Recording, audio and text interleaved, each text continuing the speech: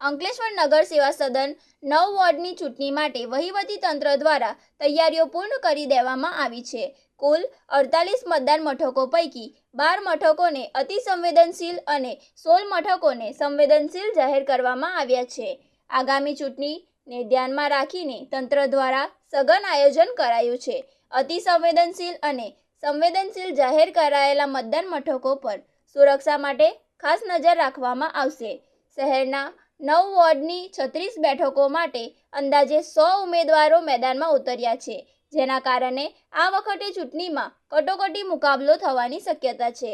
ચૂંટણી કામગીરી માટે 265 કર્મચારીઓ તૈનાત કરવામાં આવ્યા છે। ઉપરાંત કાયદો અને વ્યવસ્થા જાળવવા માટે 94 પોલીસ કર્મચારીઓ અને અધિકારીઓ ફરજ પર રહેશે। આ ચૂંટણીમાં કુલ 47,624 મતદારો પોતાના મતાધિકારનો ઉપયોગ કરી શકશે। મતદાન પ્રક્રિયા સુચારુ, શાંતિપૂર્ણ અને નિષ્પક્ષ વાતાવરણમાં પૂર્ણ થાય તે માટે તંત્ર દ્વારા તમામ જરૂરી પગલાં લેવામાં આવ્યા છે।